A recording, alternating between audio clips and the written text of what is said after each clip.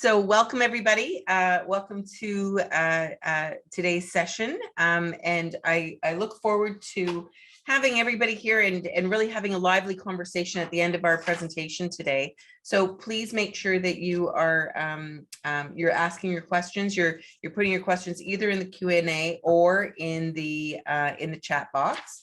So my name is Maureen Haan. I am the President and CEO of the Canadian Council on Rehabilitation and Work, CCRW. And I also sit on the steering committee for DWC. And it's my great honor and privilege today to introduce you to three amazing women that I get the privilege of working with quite often. And they are going to talk to you today on income supports for people and workers with disabilities. So first we'll hear from Krista Carr, who is the first we're going to hear from MacRae. Sorry, thank you. Thanks, Krista's looking at me like, no, Maureen. So first we're going to hear from Krista Carr. Oh gosh, MacRae from Independent Living Canada. We're going to then flip over to Krista Carr. She's going to talk about from her perspective at Inclusion Canada, and then we go over to Rabia, Khedr, who is going to be speaking from Disability Without Poverty, and then again a lively Q&A following. So with that, I'll ask everybody except for the interpreter and Anne to turn off their cameras, and when you're done, Krista, just feel free to come on, and then likewise for Rabia. Thanks very much. Hi, everybody. Welcome to this session. I'm really excited to be here and just wanted to start by thanking Maureen and the rest of the organizers of this conference for putting on such a fantastic conference. I've learned a lot so far. Today, I'm going to talk a bit about a project that is just about to get underway. I'm going to give you some background to it. You may recall in late summer, the federal government announced a funding opportunity through the Social Development Partnership Program, the disability component of the program. And the purpose of the funding was to support a community-led engagement process related to the Disability Inclusion Action Plan.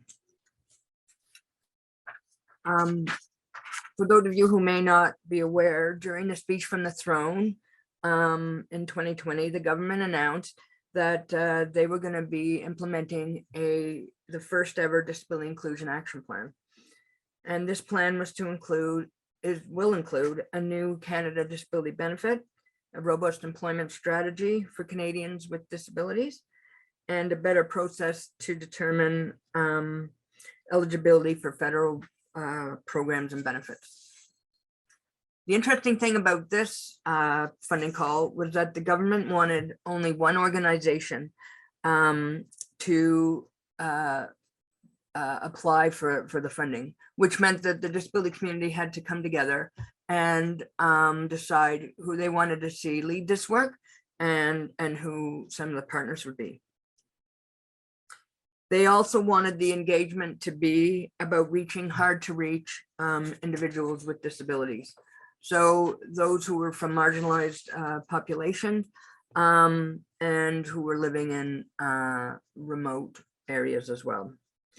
They also wanted the funding to focus on the 4 pillars of the Disability Inclusion Action Plan. The first pillar is financial security, and this pillar will address the immediate and long-term financial needs of Canadians with disabilities. And the initial focus of it will be on working age Canadians with disabilities. And their first priority is to reduce poverty among persons with disabilities through a new disability benefit. Pillar 2 is going to be around employment, and it will be taking an intersectional look at some of the longstanding barriers that persons with disabilities face in the labor market and in the workplace. It will offer a range of supports for both employees and employers, and of course, will include a robust employment strategy for Canadians with disabilities. And then pillar 3 is disability inclusive spaces. And the focus of this pillar will be to address barriers in public spaces, including community and social infrastructure, and programming that are currently preventing Canadians with disabilities from fully participating in their communities and the economy. And last but not least, the fourth pillar is about modernizing, or a modern approach to disability, which will look at how we can better develop simpler processes for determining who's eligible for various programs and services that the federal government offers people with disabilities. So when the funding was or the funding was announced, they asked the disability community to coalesce around deciding who would receive the $650,000 that would be provided over 15 months to do this engagement process. In addition, within that money, that funding, $50,000 would go to each of the pillar leads. So they wanted to have a lead for each pillar. So after they hosted their inaugural sort of invitation to this funding call, the Pan-Canadian Disability Coalition hosted a meeting, and they asked all the groups that had been invited to submit whether they wanted to lead a pillar or lead the entire project. And then we all met as a group to choose who would do that. And the groups that came to the fore for leading the project were my organization, Independent Living Canada, and Muscular Dystrophy Canada. So, and then there were groups that came to the fore who were interested in either leading or supporting the leads of the various pillars. So it was agreed, after we whittled the numbers down and people were in agreement of who the leads and the supporting organizations might be, it was up to MDC and ourselves to determine how we were going to work together, and then get together with each of the pillar groups and decide how those pillars were going to work out.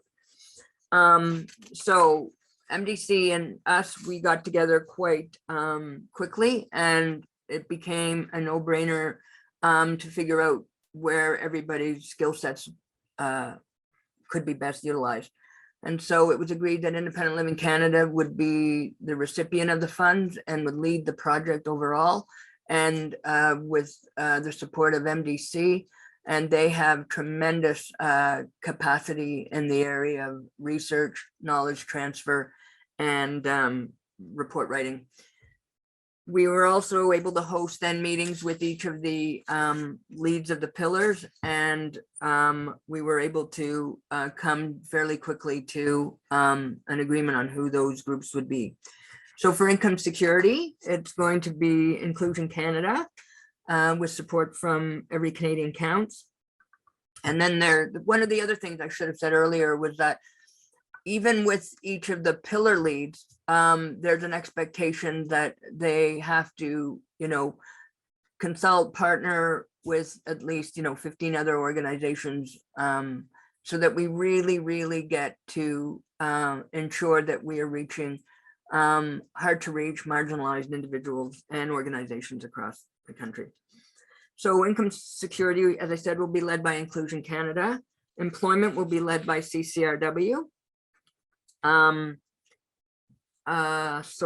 Pillar 3, inclusive spaces, will be led by the Canadian Association of the Deaf in partnership with Rick Hansen Foundation and Spinal Cord Injury Canada.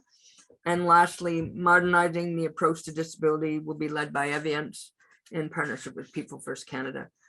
So we were really excited to have such a great cross-section of the disability community involved at these beginning stages of the work. We then went away and we crafted our letter of intent and sent that into government. They in turn then got back to us to say that they would work with us to develop the actual proposal and budget, which took quite a while. We last week heard that the project has been approved, and we're just waiting now to sign the contract.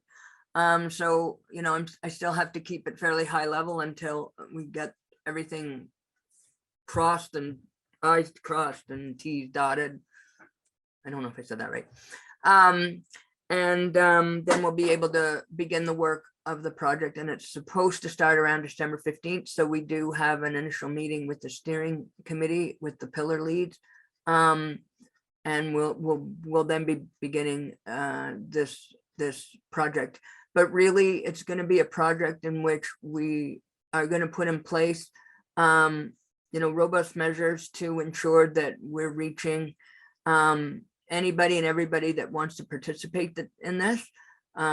We have, a healthy budget for accessibility costs, and also to ensure that we can reach people whose first English is not English or French, and also to ensure that we are able to put the material in various formats to ensure that everybody can participate. So I'm going to leave it there, and we'll be happy to take questions afterwards. But I'm going to turn it now over to Krista Carr. Thanks, Anne. Thanks very much. As Maureen mentioned, my name is Krista Carr, and I'm the Executive Vice President of Inclusion Canada, coming to you today from the traditional and unceded territory of the Wolastoqey and Passamaquoddy peoples. And a little bit about Inclusion Canada. We're a national organization. We have 13 provincial territorial associations and over 300 local associations across the country. And we work on behalf of people who have an intellectual or developmental disability and their families. And we do that across the lifespan, so from birth to death. And at the national level, a lot of the work we do is around policy change and systems change, and that type of work to ensure that our systems and our programs at the federal level and our policies and our benefits and all of those things really meet the needs of people with an intellectual or developmental disability across the country. So from my own perspective, 70% of adults with an intellectual or developmental disability who are living outside the family home live in poverty. If you look at people with disabilities more generally, over 50% of persons with disabilities in Canada live below the poverty line. We all know that the pandemic has made this much, much worse. Costs have gone up all over the place for just about everything you can imagine. People have been made to pay for things like personal protective equipment and sanitizers and all kinds of things that they never had to buy in the past. People haven't been able to use public transit, have been forced to use because of risk of catching COVID, and have been forced to use more expensive means of transportation. People who had used publicly accessible Wi-Fi in places like libraries, etc., haven't been able to access that. People had to purchase technology if they could in some circumstances. So there's no question that the pandemic has exacerbated poverty levels for people with a disability. In the fall of 2020, the government announced in the speech from the throne the creation of the Canada Disability Benefit, lovingly described as the CDB. And legislation was tabled to establish the benefit in the spring of 2021 before the House rose for the summer. The legislation was not passed before the House rose, so therefore died on the order paper. While the recent speech from the throne was silent about the benefit, the Prime Minister's statement on December 3rd, for those of you who have seen it, you can find it on social media, the International Day of Persons with Disabilities, did reference the intent to move forward with the benefit. So the big deal here is, what is this benefit really going to look like? And how long is it going to take to get it into the hands of people with disabilities?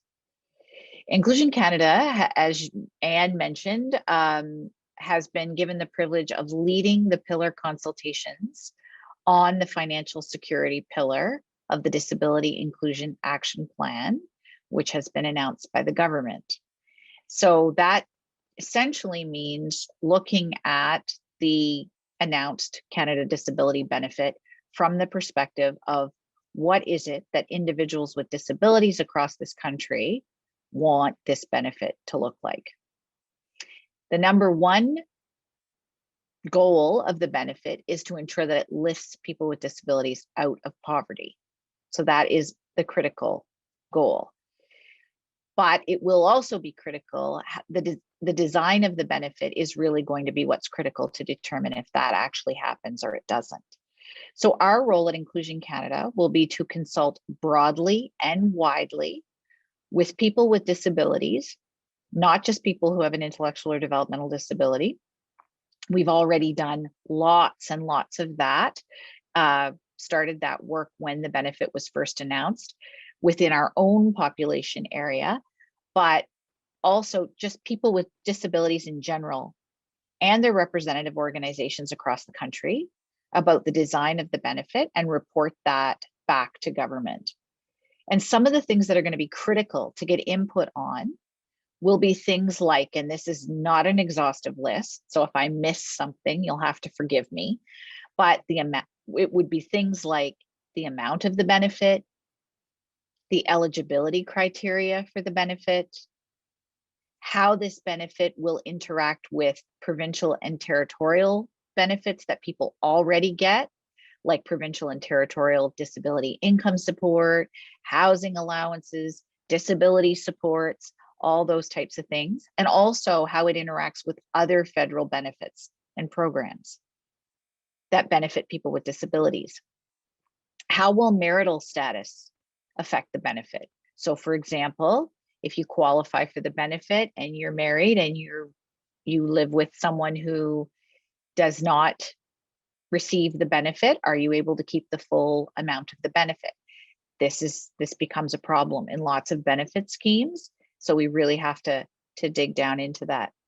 How do we continue to incentivize employment for people with disabilities when this benefit enters the landscape? Because one really critical way of lifting people with disabilities out of poverty is to help them get real work for real pay in, good jobs in across the country in the sectors that they are interested in and want to contribute to. And so we need to be really sure that the existence of this benefit doesn't preclude people from being supported to find employment and maintain employment and progress in their career trajectories in employment. So that's something we really have to be focused on. And we have to look at how much employment income, look at people being able to keep employment income if they do begin to work, those types of things.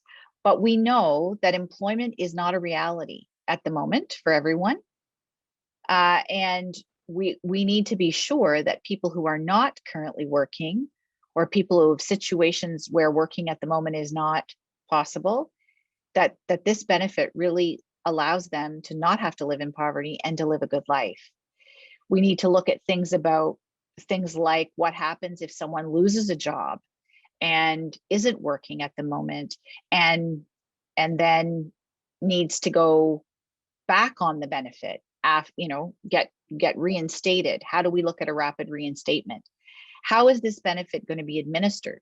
How do we ensure that it's a simple and streamlined application process? So all kinds of critical questions about the design of the benefit, and they're more than what I have just mentioned. Those are just a few of the things that we really have to hear from people with disabilities, and for those people with disabilities who are not in a position to speak for themselves. We need to hear from the organizations that represent those individuals. We need to hear from families who support those individuals, etc. The design of the consultations is really also going to be critical. We've got to ensure an intersectional approach to the consultations. We need to be sure this benefit lifts all out of poverty and not just some. So we need to make absolutely sure that we're hearing from all the people who are even more marginalized. They might be intersections of race, disability status, gender, for example, women or other, all of those pieces, we really got to ensure we're hearing. For example, you know, I've already heard from people who have talked about, you know, what happens when you're living in tents? What about people who are homeless? You know, how do they get access to the benefit? What about, so there are all kinds of pieces we really have to look at to ensure that this benefit is going to actually lift people out of poverty and be of benefit to the largest possible number of people with disabilities we can. We also have to be consulting with people in the North, in Francophone communities, urban communities, rural communities, Indigenous communities, and other communities. And we need to ensure our consultations are accessible to all. So how do we make sure that we're conducting consultations that everybody can be part of?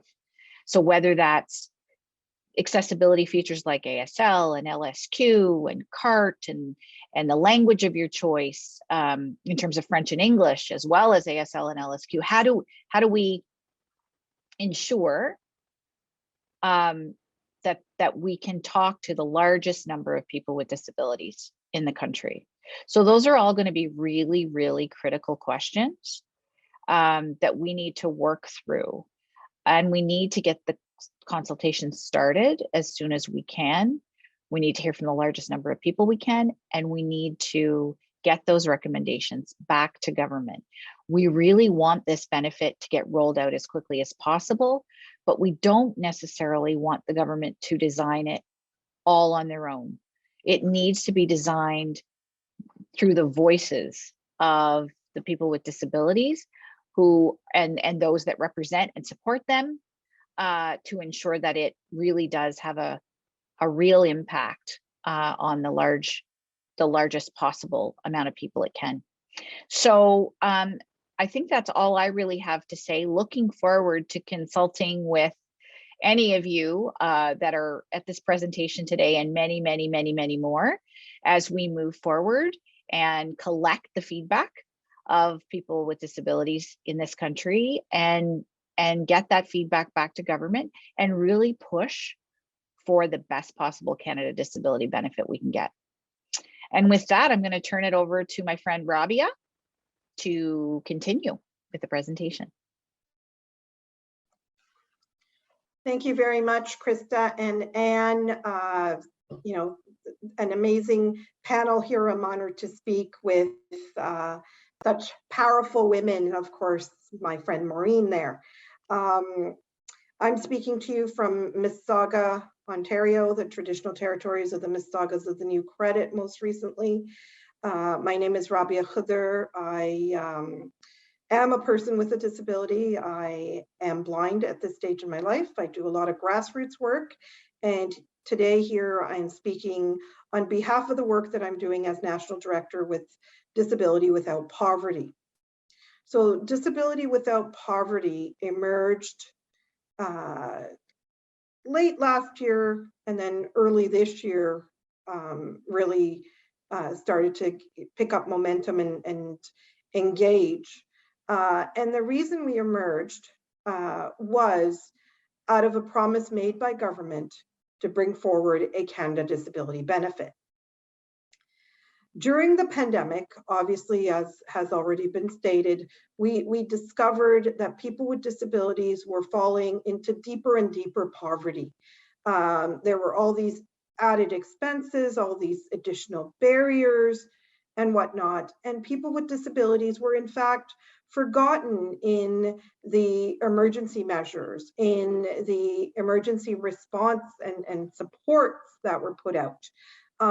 In fact, the benefit for people with disabilities didn't come out until November or December, or some people even had to wait into the new year. And it was tied strictly to the disability tax credit. You had to qualify for the DTC to get that one-time only payment. So the promise was made by government. The mandate was given to the minister for a disability inclusion strategy, action plan, whatnot. And then a budget, in the spring budget, there was commitment made to a consultation process spanning 3 years. Well, we started a conversation with a number of people through a series of webinars last fall to talk about some of the issues, talk about some of the challenges, and start reaching out and building capacity. We engaged hundreds of people and their allies through those series of webinars with a number of experts. Come the new year, we began establishing a leadership team. A leadership team made up of people with disabilities from different parts of the country with different types of disabilities, with their own unique diversities, whether it was race, gender, type of disability, social location, et cetera, et cetera. We brought together this team of people with lived experience as disabled people and, in some cases, caregivers of people with disabilities. We began to engage in more deeper conversations. We brought together some individuals to help us engage organizations better. And we began laying out our principles. Principles committed to joint design, to mobilizing individuals with disabilities, their friends and allies, and people that care. Popularizing the movement, making disability poverty a real issue for any caring Canadian. So we began doing some research around the design. We brought experts together who government regularly consults, economists and academics, to sit with people with disabilities from our leadership team, myself, others, engage in conversations, engage in research, and bring forward some modeling data. In this journey, we never committed to a dollar figure because we don't know what that magic number is. There's too many nuances to the number, and we are nowhere near saying, here's the amount that ultimately government should commit to putting in people's pocket. In this country, we have over 50 poverty lines, and the disability poverty line is a little bit higher than the poverty line for people without disabilities. We have vast differences in this country. And given those realities, we need extensive consultation and research. We did an Angus Reid survey, which showed 88% of Canadians want to see people with disabilities lifted out of poverty. They want to see fast action on a Canada Disability benefit. We know that 2 in 4 people with disabilities live in poverty. We know that 4 out of 10 people in poverty are more likely to be people with disabilities. And we know that most Canadians want to see this change. They want to see us build better for the future of everyone. So building with that momentum, we began engaging with the election. As Krista mentioned, legislation was tabled and died with Parliament. We wanted to make sure that we use our democratic rights as people with disabilities to make sure we are heard. We launched a campaign to encourage people with disabilities to vote.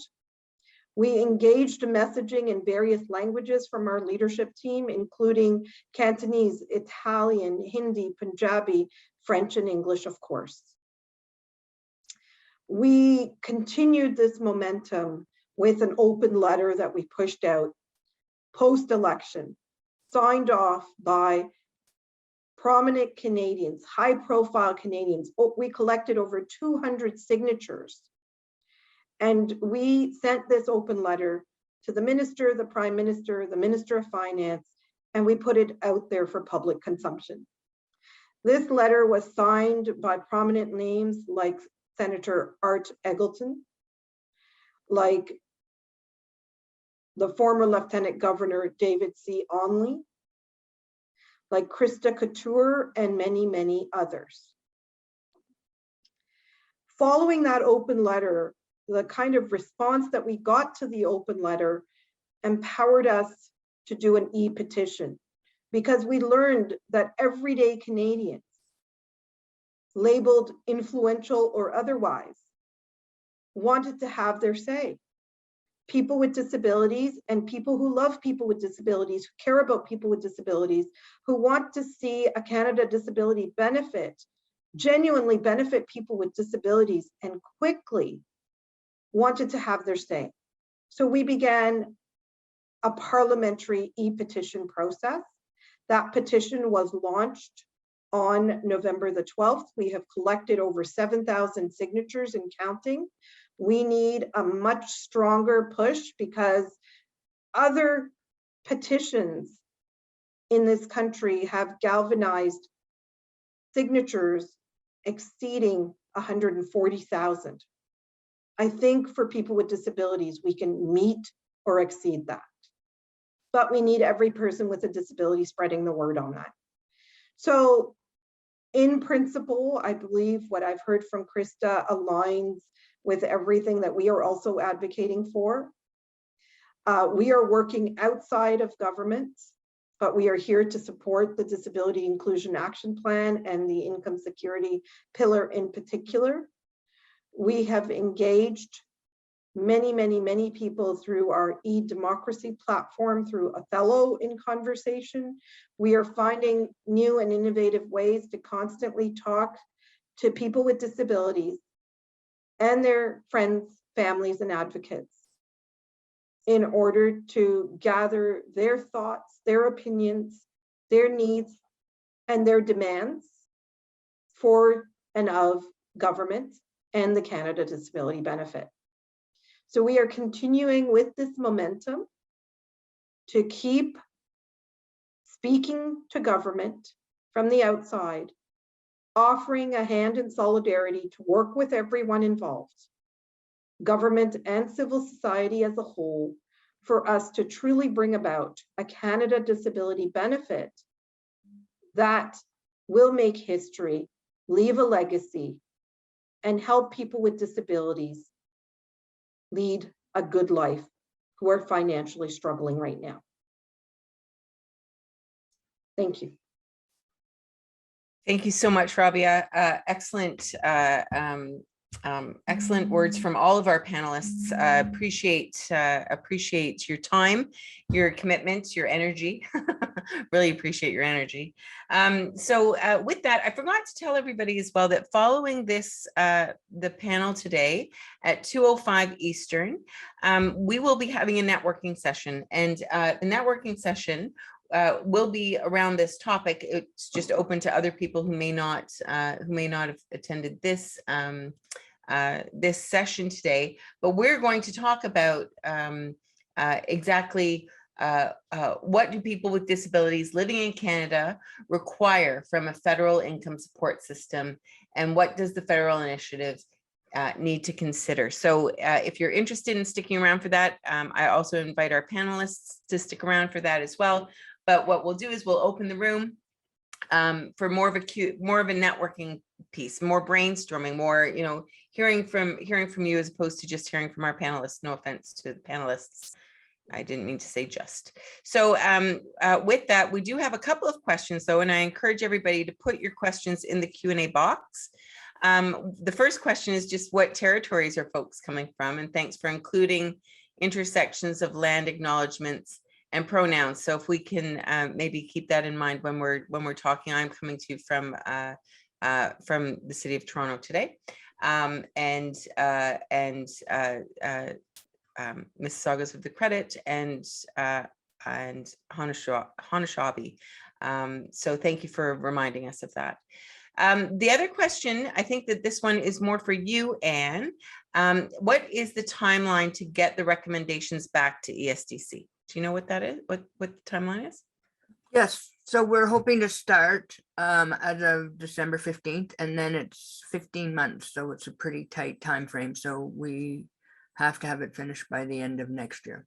Okay.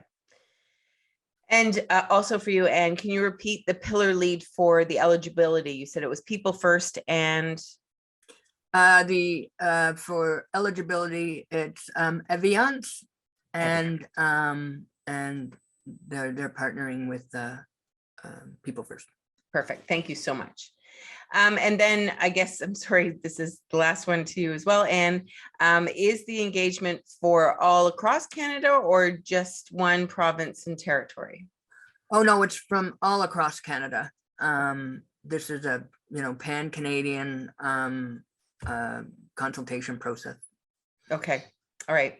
And thank you for that, Anne. And just that somebody's asked me what's the name of the next Zoom meeting. That I wasn't clear on that. So you stay in this room for the networking session where we're all going to be able to bring our perspectives on the question of what we feel people with disabilities need who are living in Canada from an income support system, and what does that federal initiative need to consider. So I don't see, is there a location that people will be able to go to see the consultation in their province? That's coming. When we start this project, we'll be sending out lots of information for everybody to be able to get access to the material. Okay, perfect. And so maybe I'm just going to ask a question then. Rabia, one of the things that you had said was you feel that when Krista was talking that these two initiatives are in alignment with each other. Can you expand on that a little bit? Because I know that for people who are involved with this work that we understand that there are different people coming at it from different angles, but can you just talk about what you see is complementary and how you feel that we can continue our work together? Well, essentially, we're looking at joint design, right? We want to put people with disabilities and people who advocate for people with disabilities in the center, in the mix of designing the benefit. We don't want government to design it alone. So that's definitely a common principle for us. We don't want clawbacks, like if people are married in those kinds of cases. We don't want the benefit to be of hindrance to those who wish to work. It shouldn't harm their potential to work. It shouldn't be of any detriment to their existing work. We want, a benefit that isn't restrictive and limited, that it helps as many people as possible genuinely lead a good life. So I think there's a lot of common ground there in terms of values. The work around this benefit is indeed about the values that we hold dear as Canadians, that we want to ultimately impact the outcome. Thank you. Krista, do you have anything to add to that?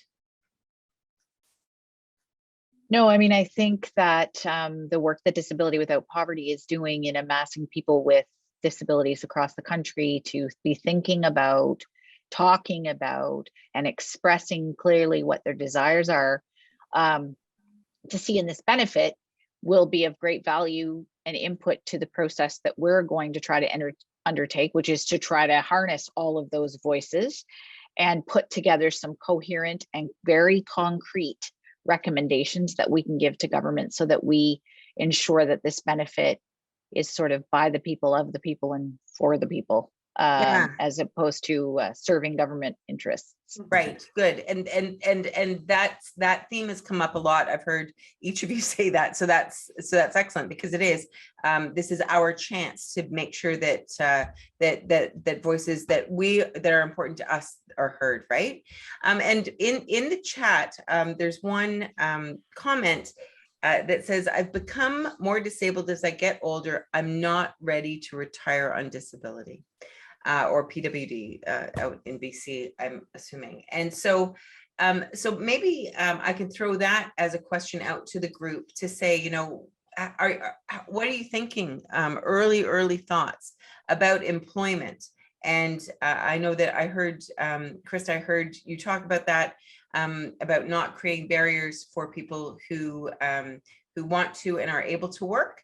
And so, but maybe you can expand on that a little bit, and what both Chris, this is a question for Krista and for Rabia. If you can expand on what your early thoughts are on that. Do you want me to go, Rabia, and then you Go ahead. Or so it does, order does not matter to me. I guess I would say, so I think employment, coming from a population, people that I represent on a day-to-day basis, it's a 20 to 25% employment rate. So that's a 70 to 75%, or sorry, 75 to 80% unemployment rate. Although, and people want to work, they can work with the right support. And so while I think this benefit is critically important to support people with disabilities not having to live their day-to-day lives in poverty, I think we do have to ensure that people are still getting active employment support. So in other words, for people who want to work, that there is still a very, very robust and active system of support in place to ensure that people can get the assistance that they need, that they can get the support on the job. But from a benefit perspective as well, for example, if someone isn't working, it receives this benefit to support their income so that they can live a decent quality of life, and does want to go to work and is supported to go back to work, they shouldn't automatically be cut off from the benefit either. So we have to look at, how do we have a generous employment exemptions in place? How do we make sure that people don't lose by going to employment, to work, that they're not more impoverished, that they're better off by being employed? I mean, that's what we want for people. And that's going to take some serious design things. We also have to think about things like, for example, I would love to see that anybody who is currently in receipt of provincial territorial disability income benefits, so it's AISH in Alberta and it's ODSP in Ontario and whatever it's called, depending on where you live, they automatically become eligible for the benefit. Well, then we need to be absolutely sure that they don't all of a sudden become written off by their province and territory or the federal government in terms of active employment support. So I think there's just a lot of issues that we need to really think about and sort through. And I think that's where organizations and individuals who are coming to conferences like these, who are passionate about employment for people with disabilities, as I am as well, I think we're going to need all the feedback we can get. Could I add one thing? Of course, Anne, go ahead. Just before Rabia speaks, I think one of the other things that's going to be important is how we look at employment, that it's not just full-time, part-time, that if somebody, as the individual who wrote this comment said, you know, if you're somebody who doesn't want to retire from work, but your disability is impacting you more as you age, but you don't want to give up the opportunity to work, that maybe you could work 2 days a week, and that would really do a lot for you in terms of you're still contributing, you're doing what you love to do, but you're doing at a level that is consistent with whatever level your disability is at. And and the benefit would kick in and allow you to do that. It wouldn't penalize you from working a couple of days a week or whatever you require. Sorry, Rabia, I just wanted to throw that in. You kind of took my thunder there. Oh, I'm sorry. I was going to bring up the same issue of people, with temporary disabilities, with episodic disabilities, with, who are facing, progressive disabilities, Right. where they need to, work limited hours or need to change the way they work or need to temporarily not work and then, re-engage with their work. That again, the benefit should not disincentivize them, but also should not take away any supports they have to be employed at the level that they are able to be employed. So again, it's really looking at the benefit through an anti-ableist lens to make sure that we are not introducing new barriers or exacerbating barriers to employment that people already face because of the way provincial programs are designed and territorial programs are designed or private pension plans are designed. So we genuinely want people to be as productive as they need to be, as they are able to be, have the supports in place for them to be employed within what is possible for them and what is probable for them, and have a benefit that truly benefits them. I mean, that's the redundancy of the word, but we want a benefit that's not a token, that's not just symbolic, but it actually benefits people with disabilities who are struggling with their income. Right. Thank you. Absolutely. And bringing people out of poverty. We talked about that, right? So, so one of our other colleagues, Alan Cohen, has asked, very often people with mental illness or mental health conditions have difficulty getting benefits of any kind. How do we ensure that people with psychosocial disabilities do not need to jump through hoops and are eligible for the benefit? Well, I think if I can just go ahead, Rabia. Maureen, I think it's about the disability definition, right? About making sure that there is an all-inclusive definition across the board that's intended to get people into the circle and not exclude them, right? That is more inclusive of what we recognize as disabilities under our human rights tradition. Right. Yep. Anne? You're on mute, Anne. You muted because of your dog. My dog is now gone.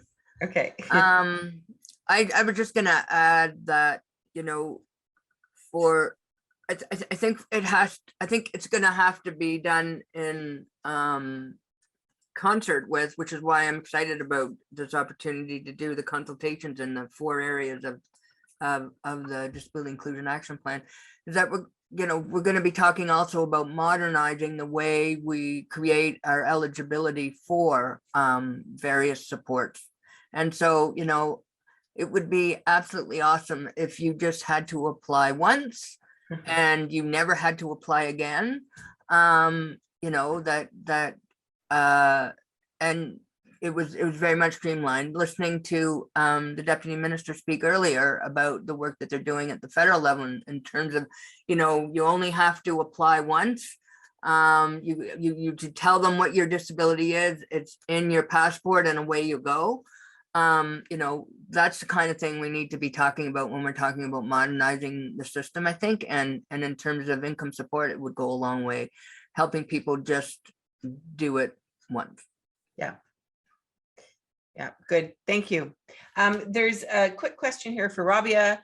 I missed the name of the petition you mentioned where more signatures are needed. Would you mind repeating it, please? And if you're able to maybe put a link in the chat. We can also post it on the conference website. If you can post it, that would be great, Maureen. I'm sorry, just trying to go back and forth and cut and paste the link right now is Fair enough. Not going to happen that quickly for me. But if you go to disabilitywithoutpoverty.ca, There you will find the petition information on the website. Also, on our social media channels, we've been pushing it all over the place on Twitter and Instagram and Facebook. So please, share it out there. And if you search up Government of Canada Parliamentary e-petitions, we are listed there.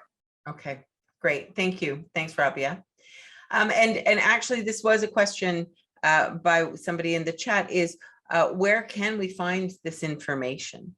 And so I think that that it's important that we at the conference make sure that we're including links and we're including information as much as we possibly can on the website for everybody to pick up within the next 3 months after the conference is over. Anne, go ahead. Nope. Oh no, you're not going to go ahead. So there's another comment that maybe you can speak to, that I'm hoping all this will be addressing disabilities that go much further than poverty. And we're talking about equipment, technology, et cetera. And I know that, and you talked a little bit about that for accommodations, and just having it once, doing it once, getting the disability label once, and then you've got your passport done. But can you maybe talk about the intersection of that you might be thinking about using for equipment or technology, making sure that that is all accessible as well? Or is that part of this movement? I think it's critical that people have access to that kind of support as well. And again, I think while you may have to apply once and say, what are the supports you require and what that technology is. I'm profoundly hard of hearing, so I know that over time, the technology that I'm going to need is going to change. So there's got to be some flexibility in that process for you to be able to say, this is how it's changed for me now, and now I'm going to need this, and that it's a simple update to your passport or whatever in terms of income support. That it's a fairly simple process for you to update that in terms of what your needs are. Okay. Does that answer your question? I think it does. Anything to add to that, Rabia? Yep. No, I don't have anything to add. Sorry. Okay. Great, thanks. So the last question before we go into our networking, where again, we'll ask everybody who wants to join in networking just to raise your hand. And then the hosts of this panel will let you in on the panel. And you can turn your cameras on, turn on your microphones, and we can have a discussion that I'll happily facilitate, but also that if you don't want to participate, but you still want to listen to what's going on, please feel free. You don't need to raise your hand. You can stay in the session. But quickly, there's one last question that I think you'll have to pull out your crystal balls for, and that is, I get that there's a lot to be done in terms of design, but is there a timeline or an ETA for when the benefit would actually be available? And then the next question is ish. So of course, not a complete timeline, but ish, like a timeline ish. Does anybody have a crystal ball for that? I don't have a crystal ball. I think it's our job to push, and we need to push it along as quickly as we can. We need to push government to move as fast as we can. Now, having said that, we just don't want it done in the absence of the voices of people with disabilities. So, we don't want them to just go ahead and decide themselves what it should look like, because we may very well not get what we think is best, or the individuals with disabilities feel is what they need. And so it's a bit of a balancing act, I think. So our job is to get our work done, get the consultations done, and try to push this along as quickly as possible. I would personally like to see, the government has taken the approach that they are going to table legislation. They did table it, but it didn't pass before Parliament rose. We're pushing now to see them, and as is Disability Without Poverty and lots of others, to see them retable that legislation, which would enshrine the benefit in law, which makes it a lot harder if governments change in a minority situation, those types of things, for it to go away, for the benefit to go away. and then to work with the disability community to kind of establish some of the pieces like the amount and the eligibility criteria and how it interacts with their benefits and all that in the regulations. So that's the other piece. So we need to really push to try to move it along, but we need to make sure that we get really solid recommendations in on what it should look like. Agreed. Thank you. So there is another question. The petition is up. Rabia, you put it up. You did it, and somebody also pushed it to me, and so I put it up there as well. There is one more question before we open it up, if that's okay. Is there a planned connection to work with other universal basic income initiatives? What could be the pros and cons of that connection? I also greatly appreciated the consideration for provincial constraints, because I know there is a concern that provincial governments will use this to decrease provincial benefits. So Rabia? maybe I can jump in here. So we do have a provincial strategy to mobilize people again. So we have a strategy well underway. We have a couple of community organizers in British Columbia and some support from the Vancouver Foundation. We're working on something similar in Alberta. Quebec is also underway with our friend Guillaume and the folks he's connected to engage again provincially to make sure that there are no clawbacks, that provincial governments don't take this as an opportunity to, save on their budgets and say, oh, well, if the feds are doing it, we don't have to do anything more. We still want to keep working with provinces to push forward whatever promises they have made to keep those commitments, and certainly not to claw back anything, and also to address some of the other issues that people are identifying. We don't want people losing other provincial benefits that they have for assistive devices or home modifications or anything like that, resources that might be available for them at a provincial or local level. We don't want those impacted with the Canada Disability Benefit. And that's why it's important for us to organize province by province, bringing people with disabilities together to ensure that they're exerting their democratic influences. Thank you. Thank you, Rabia. So with that, I'm going to turn it over. I know that Krista has to leave us. So I want to, before we go on with our networking, I want to thank very much the panel for your insight, for your dedication. I am thrilled. I'm going to be thrilled to sit here with you this time next year and find out what's going on, right? Because this time next year there will be an update. Right now, everything is in the future, and it's the plans about what's going to happen. So it will be very, very interesting to have you all back. I'm assuming you're all going to come back because you'll all owe me one by that point too. So I'm sure that you'll all come back. Anyway, so thank you so much. And with that, I'm going to turn it over to the delegates. If you want to be involved in this networking room, in this networking group, just raise your hand and you'll be pulled onto the panel. And then we can have an open discussion about what we think should be included with this type of a disability benefit. What the federal initiative needs to consider. Start off with that right off the bat. And I love the fact that you raised your hand. You're staying here anyway, so you don't. Oh, okay. I'm just trying to do what I'm told. Yes, no, that's awesome.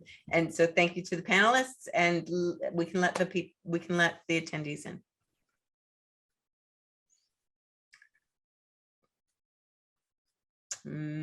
Melody or Josh? Yeah, we are promoting them to panelists. Awesome. Thank you. I'll just be patient. I'm not always the most patient. Hi, Sherry. Oh, it's so nice to see you. It's great to see you too. And I wanted to say thank you so much for the amazing job that you've been doing throughout this conference. I know I'm speaking on behalf of many other people who feel that way too. Oh, it means a lot coming from you, Sherry. Thank you. So we'll just wait. I think that a couple more are going to be joining us, and then we'll pose that question, right? We'll pose the question of what do you think is needed? What does this federal initiative need to cover? that we need to make sure that we consider.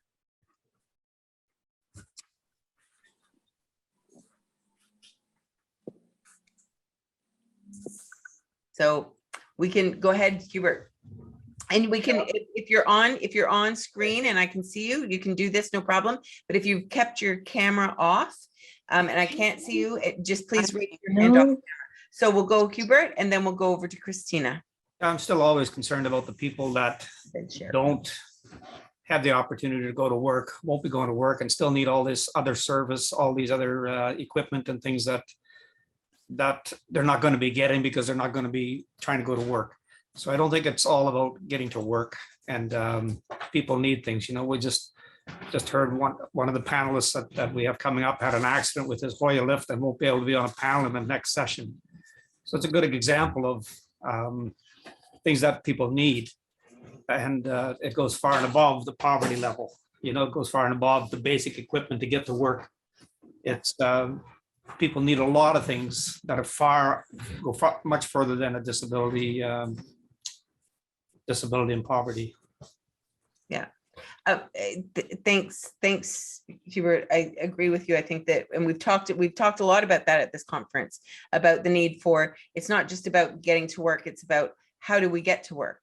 Just I think that there's a little bit of confusion with Alan. Alan would like to come on as a panelist. So Alan, I've promoted you to panelist. I think you have to accept it. And then once you accept it, Yes. you'll be able to come on the Brady Bunch with us. So Christina, over to you. Hi. I just basically, I guess, I'll try to make it as short and sweet as possible. I have more than one disability. I have 2 sons that live with me. They're adults. They get lots of supports through Community Living British Columbia because of their disabilities, because one has intellectual and my other has autism. But me, I recognize different things of myself in my sons, and it does run in my family of autism, and I've never gotten diagnosed, but now, I mean, I could just leave it, but when I try to get employment, I get discriminated literally because they think they can see something different in me that I don't see, and I try very hard to hide it, So Christina, it's run like I have not scoliosis, but spinal stenosis and chronic pain to the back and everything now. But you can go ahead. Christina, can I ask you a question then? What for you, in order to, because really what we're talking about here is a benefit, right? A disability. Yeah. And so what do you think that disability benefit needs to ensure is part of that in order to help you? I need physio. I need supplements. I have thyroid disease and arthritis, and I don't know if it's due to that, but I pay for all my supplements myself, which takes a chunk of money.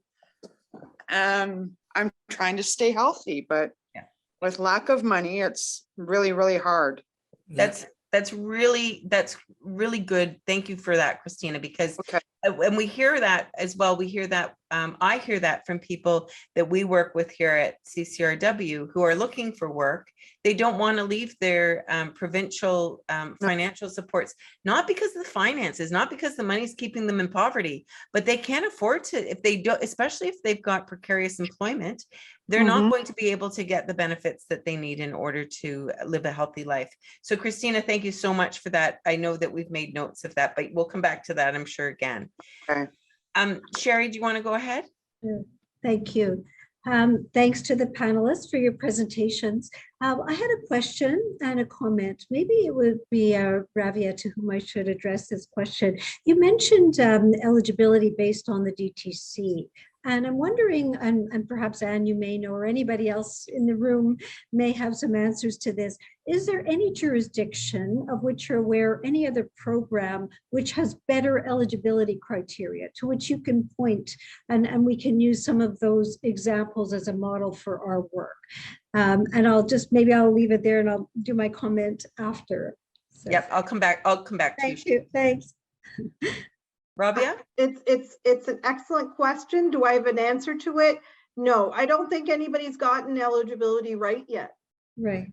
Because eligibility is always targeted toward who can we keep out? How can we keep, how can we spend the least, right? That's Right. sort of our, capitalist undertone that Right. we're intending to benefit, and yet our goal is to weed people out. Yes, and very medicalized as far as I could see as well. So Yes. there's Can I add on though? Is there a benefit that's out there that is either federal or provincial that is not necessarily for disability, but is for another group that we may want to be looking at for best practices or promising practices there? I think about, old age security, for example, or I think about child benefit. If there are any type of alignments there. Not my area, so I don't know. I'm just throwing that out there. No, I think those are, Maureen, you're absolutely right. Those are two areas that we really need to look at, because those are not necessarily tied to people with disabilities, right? They're tied to the average Canadian. right. Yes.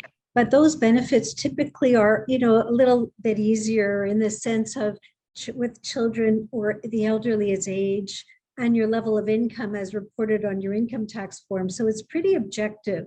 And then when you get into disability, you're always looking at somebody else to make a judgment about you. Yep. And so we turn to the doctors typically. And so we're really, I'm wondering about where else can we look? I mean, maybe veterans benefits, I don't know and haven't really studied that, but it becomes a little bit more complex. And I think we need to do a lot of work. I was so happy to hear that eligibility was one of your 4 pillars. So, and just a brief comment, Maureen, if I may. Yes, please. In some of the work that we've done in the past on disability income programs, we've often tried to separate the income part from the supports part, because the income part, everybody needs a decent house or accommodation. Everybody needs utilities and heating and, the basics, food and basic clothing. So we all have that need. We need to ensure that nobody falls below the poverty level with respect to that.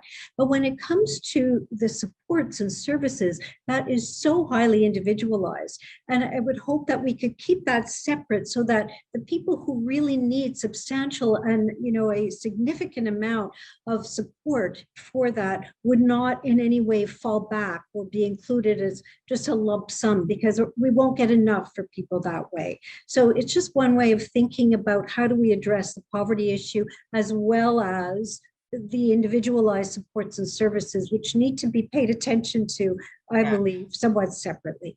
Thanks very much. Well, Sherry, your point is very, very well taken, and it's exactly what Hubert opened with, right? Exactly. It's we can't look at people in just as if there is no intersection of other issues in their lives. We have a lot of experiences, including transportation to and from work, including daycare, including accommodations at work or at home, including elder care. All of that has to be taken into consideration, because we don't just exist in isolation. So and that's why we're talking about this here at the Disability and Work in Canada conference, because one of our pillars, of course, is appropriate and hardy supports for employers to become disability confident, but also for the workers, so that the only way, because we know that a healthy workplace is about healthy workers, and we can't have a healthy work place if we don't have healthy workers, and if people are living in poverty and they don't have homes and they don't have transportation, they don't have childcare, they don't have all of these other really important things. Oh, okay, I'll stop on my soapbox. Or Josh Well just said said. 5 minutes, Maureen. So, Thank now I see Manon has her hand. Oh, no, it went back down. Manon, did you want to ask a question or not ask a question, but get involved with this? And then I see Anne, and we have been told that we have 5 minutes. So I'll try to be fast. I'm on the workers with disability with my union, and I am employed, but we are having lots of issues to keep people at work, having the proper accommodations, and also have access to the services like physiotherapy and all that, because there's caps on benefits. And when you fall off the caps of benefits, you do not have access to the public one because you have your employer's one, but you no longer have access to your employer's one. So I think that the people that are employed, we want to keep them employed. And I know that it looks like the fat cat issue because you have a job, you have some benefits, but if we no longer have access to those benefits, eventually the people, I see lots of my members getting out of the job because of that. So how do we make it happen so people can stay employed with proper benefits so they can take care of their health? So exactly. So when it comes to it, it's not a choice between going on CERB or staying in your job, that you do have that, you're raised out of, and I think this is what Rabia and Anne keep saying, raised out of poverty in order to make sure that we're healthy. So That's Anna, right. I'll go over to you, and then I don't see any other hands at the moment. Oh, Darcy. We'll go Anne, Darcy, and then Yvonne. This is just very quick, and I it might be a bit off topic, but I don't think it is. I think one of the other things that needs to be addressed, so when we're looking at disability support, is a lot of times they make a distinction about whether your support is something you need for work or you use it outside of work. And I've had the experience with, as an example, with hearing aids or any technology that I might need to be in a meeting or whatnot, that employers have said to me in the past, well, you know, we can only fund things that are going to be things that you will use at work. And I'll say, so I get to use them here at work, but I can't use them at home. Yeah. And I've heard of people saying that, you know, I've heard people say to me, well, you actually have to leave whatever it is at work. It can't be something that you're taking home with you, et cetera. So and that can become a real barrier. Or they'll say, we'll only pay for a certain percentage of what it is because it's not something that you just use at work. So we'll pay 50%, but you have to come up with the other 50%. We need to look at the whole person. Yeah. We need to look at the whole That's right. person. Yeah, thanks, Anne. Darcy, we only have a couple of minutes. So Darcy and Yvonne, Ellen, I'm not too sure we're going to get to you, my sweetheart. Darcy? Okay, I'll be really quick. So a little background, I have a son with autism, and I'm in BC, and I work for a company, and we help people who are funded through CLBC. So I'm on both spectrums of it on either end. So where my suggestion or idea or whatever it is like my son, he's on the disability tax credit, and now it's expiring. And now I feel like I have to prove that he has a disability again. He's been assessed. He has autism. He gets the provincial $6,000 or whatever it is for occupational therapy and all those things. But I live in a community where we have none of those resources. Right. And the neighboring cities don't have people who come to our city. So we have to travel. Yeah. And I understand that's supposed to be covered under that. But now our disability tax credit is being taken away because I don't, like, it's expiring, and he doesn't need total care anymore. So he's technically not disabled. Right. And so, like, just a thought to add to that, to interject to what we were talking about, where my frustration sits. No, it's important. Once again, right? It's making sure that it's the whole person. It's not just in one situation or another situation. So Yvonne, I think we've got time for you if you wanted to jump in. And then we only have 1 minute, so I don't want you to get cut off. All right, thanks, Maureen. Yeah, mine is sorry and hello and thank you, but it's I've like got a mixed chronic complex conditions, and I'm almost 50 and still trying to find information all around, and I'm trying to study as well at a college. And through them, I was able to get the doctor's appendixes and, get information. But at work as well, it's different. And then you have to go and apply for each one. So Yes. it's necessary to go across. And I'm a single parent too. So, and it's difficult not to, but most people think of this idea that if you're single and a parent, and if you have these disabilities, like you should not be able to buy a house, or you should be renting, and you should be, so you can't think of those hopes. So I don't know how we can, but and it's difficult to find information of where you fit, because I work full time and I study full time, and I'm trying my best to get something better.